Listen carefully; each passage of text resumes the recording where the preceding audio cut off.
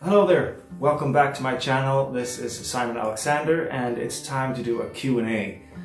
So I've been gathering some questions from both the community page and also from old videos, and I'll see how long this video gets. Maybe I'll cut it in two pieces or maybe more, we'll see about that. But before I get started, I just want to say thank you for tuning in, and please subscribe and like and leave a comment if you have any other questions that is not being answered in this video. So first off, I have a question about the origin story. I'm just gonna go through pretty quickly. So I grew up in a small village in Sweden, on the west coast of Sweden. I had a lot of music surrounding me when I was young. My father is a musician, he's a drummer, so I started playing drums at an early age. When I was younger, I mostly listened to metal.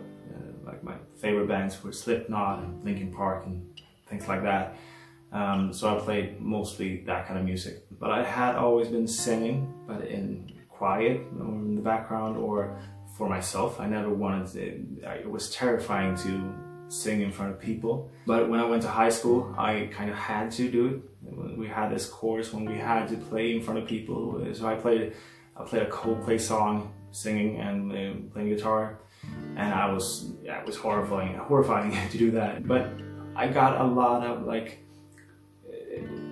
good feedback, and people were like supporting me and wondering why I hadn't been singing and stuff before, and that kind of lifted me up towards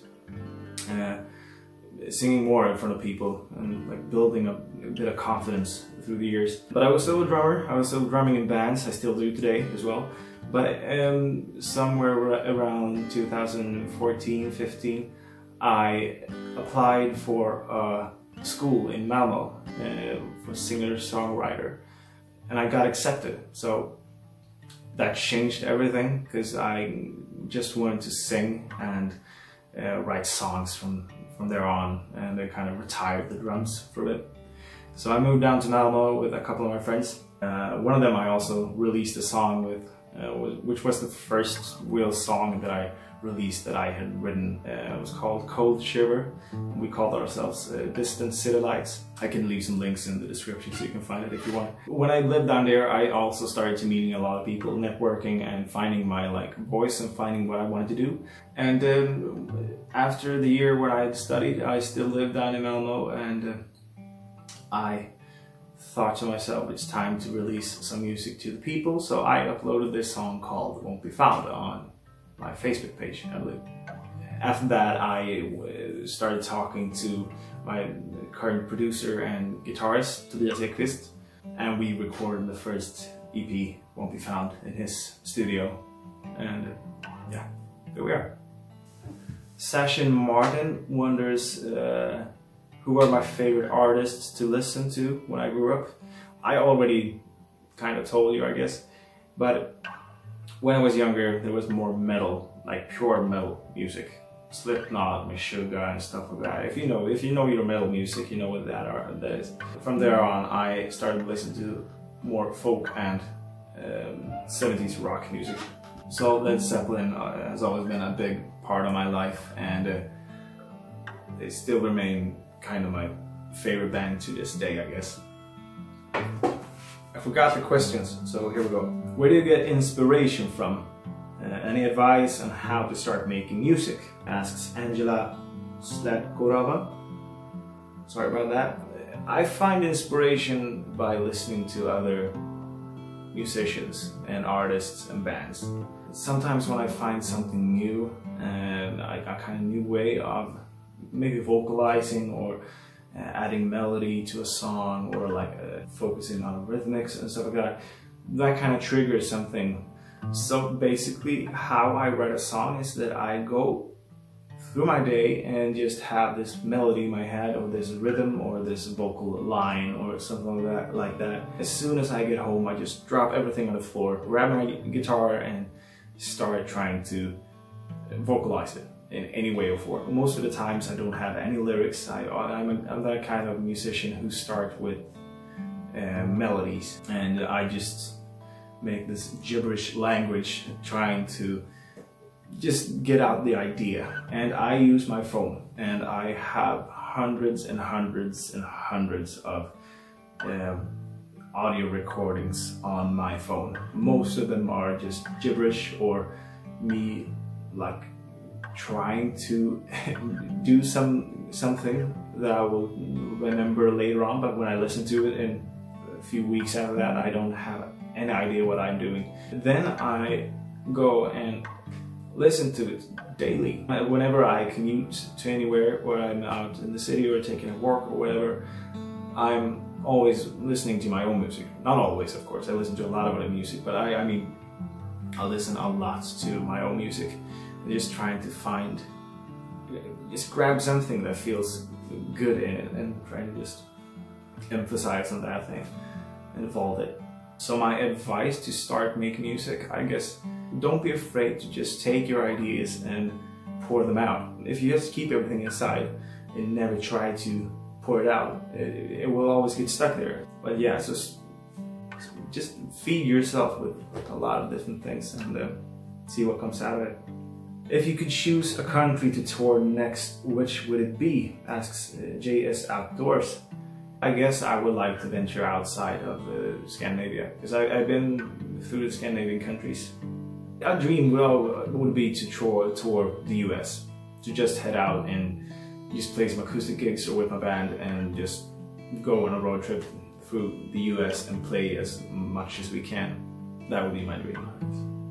So, what's your favorite song you made and why? Asks Alexander Kolonsky. I would say that my favorite song is Hollow Wine Grove, I think. Because I've been trying to not imitate, but I've been trying to find that kind of sound again and again.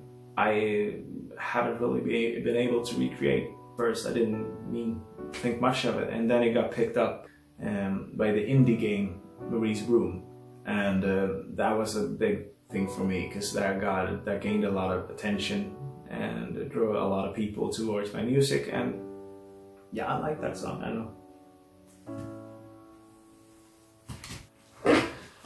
Okay, so Christy Malikan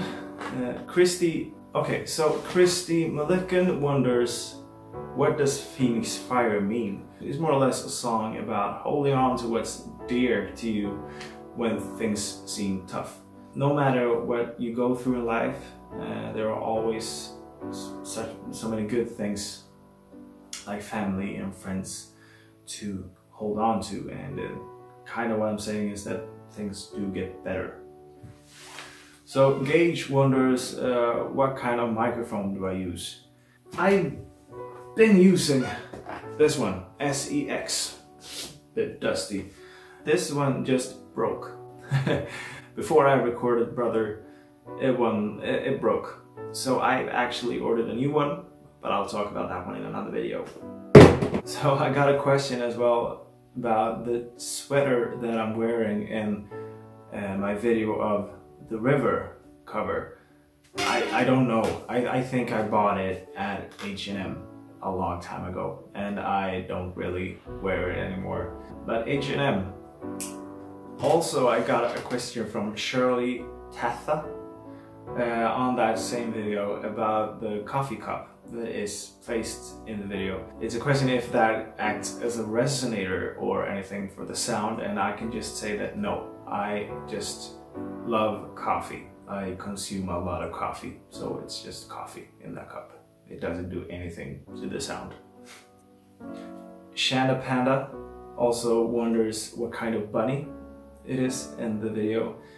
It's a Dutch dwarf, if I'm not mistaken. I got quite a few funny comments on that video, so go check out my Leon Bridges cover of River if you haven't seen it, and scroll down to the comments. Quite a few funny ones down there. So I think I will end this video here, because I've been talking for way too long, and I will split this up into a two-parter. If you like watching me answer just some of your questions, just head on to the next one, part 2, and I'll answer some more of your questions. Please subscribe and like and comment and all of that, you know, ring the bell and whatever you say, I don't know. See you in the next video. Cheers.